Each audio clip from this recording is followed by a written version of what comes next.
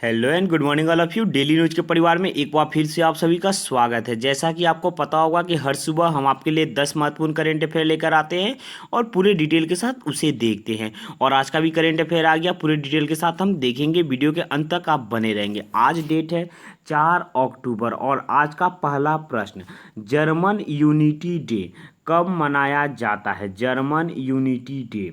और आपका सही जवाब हो जाएगा ऑप्शन सी, इसे 3 अक्टूबर को मनाया जाता है, जर्मन यूनिटी डे। यह क्यों मनाया जाता है?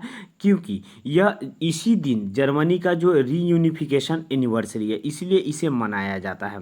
और इस दिन जर्मनी में ये नेशनल डे के रूप में इसे मनाया जाता है और यह जर्मनी में पब्लिक हॉलीडे के रूप में इसे सेलिब्रेट किया जाता है। इसे 1990 से इसकी शुरुआत की गई है। अब जर्मनी में यह की गई है, तो जर्मनी की राजधानी बर्लिन है। जर्मनी के चांसलर, यहाँ पर प्रधानमंत्री का पोस्ट नहीं होता, यहाँ पर चांसलर का पोस्ट होता है। तो जर्मनी के चांसलर हैं एंजेला मार्केल और प्रेसिडेंट है फ्रैंक वाल्टर स्टेनमेयर। आगे चलेंगे आज के दूसरे क्वेश्चन की तरफ। क्वेश्चन नंबर 2, किस संगठन ने 2025 तक सुक्रोन 1 नाम का एक वीनस मिशन शुरू करने की योजना बनाई है? सुक्रोन 1 इस मिशन का नाम है। यह कैसा मिशन है? तो एक वीनस यानी शुक्र का मिशन है, शुक्र ग्रह पर जाने की मिशन है और 2025 तक यह जाने का है। और यह मिशन किसके द्वारा बनाया है? और आपका सही जवाब हो जाएगा ऑप्शन बी, यह इसरो के द्वारा बनाया गया, इंडियन स्पेस रिसर्च ऑर्गेनाइजेशन के द्वारा यह मिशन बनाया गया। यह 2025 तक इस मिशन को अंजाम दिया जाएगा। इसके बारे में फ्रांस की एक कंपनी है, उसने बतलाया। इसमें इसरो के साथ साथ फ्रांस भी शामिल होगा। पहली बार ऐसा हो रहा है कि भारत में इस टाइप का जो मिशन है, इसमें किसी फ्रांसीसी उपकरण का इस्तेमाल किया जाएगा। अब ये शुक्र में जाएगा, शुक्र मिशन है यानी शुक्रोन 1 जो जाएगा, तो ये शुक्र के वायुमंडल के वहाँ का पता लेगा। तो ऐसा माना जा रहा है, माना जाता है कि शुक्र का जो वायुमंडल है, इसमें CO2 की संख्या काफ़ी ज़्यादा है। यहाँ पर 96% CO2 है और यहाँ पर वायुमंडलीय दबाव भी ज़्यादा है। यह शुक्र जो है यह सबसे चमकीला ग्रह है। यहाँ पर दाब भी ज़्यादा है, पृथ्वी के समान ही है, लेकिन यह शुक्र से सन यानी सूर्य से नज़दीक होने के कारण यहाँ का टेम्परेचर ज़्यादा है। आगे चलेंगे आज के अगले क्वेश्चन की तरफ। क्वेश्चन नंबर 3, इतनी शक्ति हमें देना दाता। यह गाना आप निश्चित तौर पर सुने होंगे। इस गीत के जो गीतकार थे उनका हाल ही में निधन हो गया। उनका आपको नाम बताना है कि इस गीत के गीतकार कौन है, इतनी शक्ति हमें देना दाता। और आपका सही जवाब हो जाएगा ऑप्शन सी, अभिलाष। इस गीत के गीतकार अभिलाष हैं। दोस्तों यह गीत काफ़ी प्रसिद्ध गीत है। आप देखते होंगे बहुत ऐसे स्कूल होंगे जिसमें प्रेयर के रूप में इस गीत को गाया जाता है। मेरा जहाँ पर ट्रेनिंग हुआ था वहाँ पर भी, ट्रेनिंग सेंटर में भी इसी गीत को, इतनी शक्ति हमें देता है को वहाँ पर प्रेयर में किया जाता था। काफ़ी अच्छा गीत है। अगर आप इसे सुने होंगे तो अच्छी बात है, नहीं सुने होंगे तो एक बार फिर से सुनेंगे। और इसके गीतकार अभिलाष, इनका हाल ही में निधन हुआ, 74 वर्ष की उम्र में इनका निधन हुआ। यह पूर्व राष्ट्रपति ज्ञानी जैल सिंह से कलाश्री अवार्ड से सम्मानित भी किए गए हैं। इनका गीत जो है यह 600 से अधिक स्कूलों में, विद्यालय में प्रार्थना के रूप में इसका यूज किया जाता है। और यह गीत जो है इसका 8 विदेशी भाषाओं में इसका अनुवाद हो चुका है। आगे चलेंगे आज के अगले क्वेश्चन की तरफ। क्वेश्चन नंबर 4, किस राज्य सरकार ने सड़क मरम्मत के लिए पथ श्री अभियान की शुरुआत की गई है? क्वेश्चन है पथ श्री अभियान की शुरुआत किस राज्य सरकार के द्वारा, यानी किस राज्य में की गई है? और आपका सही जवाब हो जाएगा ऑप्शन बी, यानी वेस्ट बंगाल, पश्चिम बंगाल में इसकी शुरुआत की गई है। पश्चिम बंगाल राज्य में लगभग 12,000 किलोमीटर से लंबी सड़क है और इस सड़क के मरम्मत के लिए सरकार ने एक सूची बनाई है कि किस किस सड़क का मरम्मत करना है। सबकी एक सूची बना के इसकी तैयार की गई है। अब यह पश्चिम बंगाल में किया गया है। तो पश्चिम बंगाल की राजधानी कोलकाता है। पश्चिम बंगाल के CM ममता बनर्जी हैं और यहाँ के गवर्नर जगदीप धनखड़ है। चलिए आगे चलते हैं अगले क्वेश्चन की तरफ। क्वेश्चन नंबर 5, किसको महात्मा गांधी नेशनल फाउंडेशन यानी MGNF, Mahatma Gandhi national foundation के 2020 गांधी अवार्ड के प्राप्तकर्ता के रूप में चुना गया है? यानी 2020 का गांधी अवार्ड किसे मिलेगा? और यह अवार्ड किसके द्वारा दिया जाता है? यह अवार्ड दिया जाता है महात्मा गांधी नेशनल फाउंडेशन के द्वारा। तो आपका एक क्वेश्चन तो यही बन जाएगा कि गांधी अवार्ड किसके द्वारा दिया जाता है? तो महात्मा गांधी नेशनल फाउंडेशन के द्वारा। और 2020 का गांधी अवार्ड किसे दिया गया? और आपका सही जवाब हो जाएगा ऑप्शन बी, संजय सिंह को यह अवार्ड दिया गया। अब संजय सिंह कौन है? तो संजय सिंह आपके एक राज्यसभा सांसद हैं, इन्हें यह अवार्ड दिया गया। अब इन्हें यह अवार्ड क्यों दिया गया? क्योंकि इजराइल की एक निजी कंपनी की बियर की बोतल पर गांधी जी के चित्र था, उस चित्र को हटाने के लिए इन्होंने महत्वपूर्ण भूमिका निभाई थी। इन्होंने इस मुद्दा को संसद में उठाया हुआ था, जिसके कारण आवाज़ बुलंद हुई और भारत ने कूटनीतिक तरीका से उसे हटाया।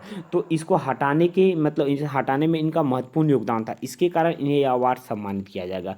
यह अवार्ड इन्हें जनवरी 2021 में इन्हें यह अवार्ड उपराष्ट्रपति एम वेंकैया नायडू के हाथ से इन्हें प्राप्त होगा। इस अवार्ड में इन्हें क्या मिलेगा? तो इस अवार्ड में इन्हें गांधी जी की एक मूर्ति मिलेगी, उसके साथ साथ इन्हें 25,001 रुपया का नगद राशि मिलेगा और एक प्रमाण पत्र मिलेगा। चलिए आगे चलते हैं अगले क्वेश्चन की तरफ। क्वेश्चन नंबर 6, किस राज्य सरकार ने पेंशनरों की सुविधा, जो पेंशनभोगी हैं उनकी सुविधा के लिए कृत गति पोर्टल को लॉन्च किया गया है? यह कृत गति नहीं होगा, यह कृतज्ञता होगा।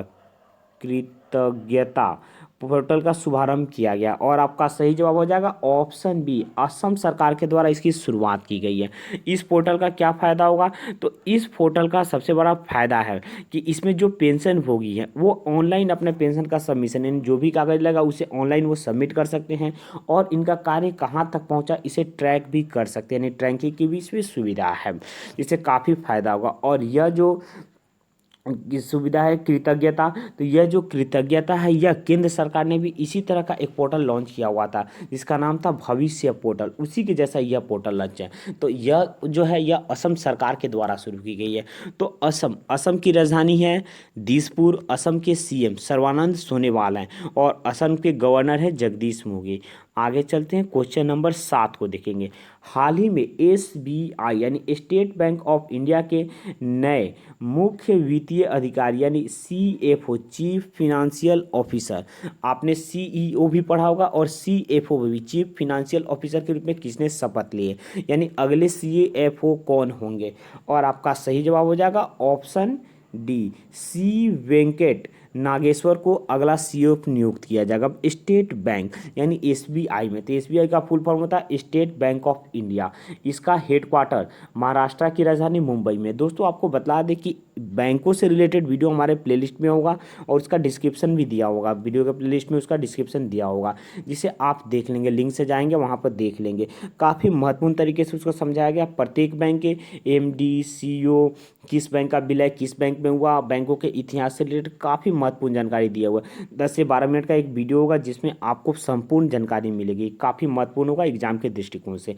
चलिए एसबीआई का मुख्यालय मुंबई में है। एसबीआई का हिस्ट्री काफ़ी अच्छा, थोड़ा सा मैं एक ब्रीफ नॉलेज दे देता हूँ। भारत में बैंकिंग की जब अंग्रेज आए तो अंग्रेज को पैसे की ज़रूरत पड़ी, कभी कभी ऐसा हुआ कि ब्रिटिश कंपनी वो घाटे में चला गया तो उसे पैसे की ज़रूरत पड़ी, तो उस समय भारत में ऐसी कोई संस्था नहीं थी जिससे वो पैसा ले पाए, तो उसको लगा कि भारत में अगर कोई ऐसी संस्था रहती थी जो से लोन लिया जा सकता था। इसी कंसेप्ट को लेकर भारत में बैंकिंग की शुरुआत हुई। 1806 में बैंक ऑफ कोलकाता, इसे बैंक ऑफ बंगाल भी बोला जाता है, की शुरुआत हुई।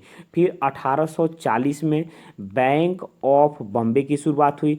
फिर 1843 में समझ ही रहेंगे बैंक ऑफ मद्रास की शुरुआत की। यह 3 बैंक उस समय बन गए, सब अलग अलग प्रेसिडेंसी में यह बैंक कार्य करते। बाद में तीनों बैंक मिलकर 1921 में यह तीनों बैंक मिलकर इंपीरियल बैंक ऑफ इंडिया के नाम से जाना गया। अब तीनों बैंक इंपीरियल बैंक के रूप में कार्य कर रहा है और यही इंपीरियल बैंक आरबीआई, जब तक 1935 में आरबीआई का निर्माण हुआ उसके पहले भारत का जो केंद्रीय बैंक था यही इंपीरियल बैंक कार्य करता था। फिर 1955 में आज़ादी के बाद इस इंपीरियल बैंक का नाम बदल के इसका नाम रख दिया गया एसबीआई यानी स्टेट बैंक ऑफ इंडिया। काफ़ी महत्वपूर्ण इसका इतिहास है। अभी स्टेट बैंक ऑफ इंडिया के जो चेयरमैन है ये है रजनीश कुमार, लेकिन इसके अगले चेयरमैन का नाम आ गया, इसके अगले चेयरमैन है दिनेश कुमार खरे। आगे चलते हैं आज के 8वें क्वेश्चन की तरफ। क्वेश्चन नंबर 8, किस बैंक ने तमिलनाडु में मछुआरों के लिए किसान क्रेडिट कार्ड ऋण योजना की शुरुआत की गई है? किसान क्रेडिट कार्ड ऋण योजना की शुरुआत किस बैंक के द्वारा की गई और कहाँ की गई? तो तमिलनाडु में मछुआरों के लिए इसकी शुरुआत की गई है और आपका सही जवाब हो जाएगा ऑप्शन ए, इंडियन बैंक के द्वारा यह कार्य किया गया है। इसके तहत जो मछुआरे हैं तमिलनाडु के उन्हें 2 लाख रुपये तक का लोन मिल सकता है। और यह लोन जो है, यह लोन 7% की दर पर मिलेगा और इसे मुद्रा स्कीम के तहत दिया जा रहा है। अब तमिलनाडु में ऐसा हो रहा है, तो तमिलनाडु की राजधानी जो है चेन्नई है। इसके सीएम है के पलानीस्वामी और गवर्नर है बनवारी लाल पुरोहित। चेन्नई को पहले मद्रास के नाम से जाना जाता था। अगला क्वेश्चन, चीनी विदेशी निवेश प्रस्ताव की जांच के लिए भारत सरकार द्वारा गठित पैनल का प्रमुख कौन है? फिर से क्वेश्चन को एक बार समझेंगे। एक पैनल को गठित किया गया, क्यों किया गया?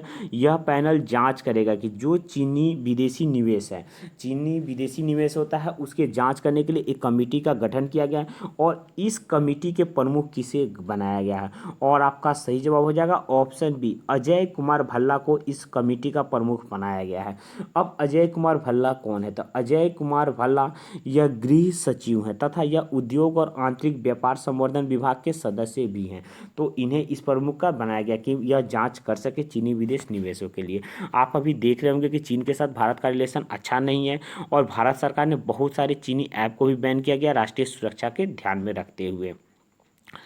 अगले क्वेश्चन को देखेंगे, क्वेश्चन नंबर 10, जम्मू और कश्मीर में हाल ही में 73 करोड़ रुपए की लागत वाले 23 सड़क और पुल परियोजनाओं का उद्घाटन किसने किया है? यानी यह कहाँ पे हुआ है? तो जम्मू और कश्मीर में हुआ। पैसा लगा इसमें 73 करोड़ रुपया और इसमें 23 गो सड़क और पुल का है और इसका उद्घाटन किया गया है ऑप्शन सी, जितेंद्र सिंह के द्वारा इसका उद्घाटन किया गया है। इस परियोजना को, यह परियोजना होगा, यह कठुआ, डोडा, उधमपुर और रियासी जिलों में इस परियोजना की शुरुआत की, इसका उद्घाटन होगा। इस परियोजना से लगभग 35,000 से अधिक लोगों को लाभ मिलेगा, इन परियोजना का लाभ ले पाएंगे। यह परियोजना 111 किलोमीटर लंबाई वाली परियोजना है जिससे लोगों के आवाजाही में काफ़ी सुविधा होगा, उनका यानी बेहतर उनका जीवन को बनाया जा सकता है। दोस्तों, आज का वीडियो यहीं पर ख़त्म होता है। वीडियो अगर आपको अच्छा लगता होगा तो वीडियो को लाइक ज़रूर करेंगे। वीडियो से अगर आपको कुछ सीखने को मिला होगा तो लाइक करेंगे। अगर आपका कोई सुझाव होगा तो कमेंट बॉक्स में अपना अपना सुझाव देंगे। वीडियो को शेयर जरूर कर देंगे। शेयर करेंगे तो जिससे होगा सबको फ़ायदा होगा, क्योंकि अभी एग्जाम का दौर है। जितने लोग करेंट अफेयर देखेंगे सबको फ़ायदा होगा, क्योंकि एग्जाम में करेंट अफेयर का वेटेज काफ़ी ज़्यादा होता है। अगर आपको इसका पीडीएफ लेना होगा तो पीडीएफ के लिए आप हमारे टेलीग्राम ग्रुप से जुड़ जाएंगे। टेलीग्राम ग्रुप का लिंक वीडियो के डिस्क्रिप्शन में दिया हुआ है। आप हमें फेसबुक और इंस्टाग्राम पर भी फॉलो कर सकते हैं, हमारा डेली न्यूज़ के अकाउंट से ही, वहाँ पर भी डेली न्यूज़ के नाम से ही अकाउंट है। दोस्तों, वीडियो को सब्सक्राइब ना किए होंगे तो चैनल को निश्चित तौर पर सब्सक्राइब करेंगे। यह चैनल आपके लिए काफ़ी हेल्पफुल होगा। वीडियो को पूरा देखने के लिए, अंत तक बने रहने के लिए आपका धन्यवाद। आपका दिन शुभ हो।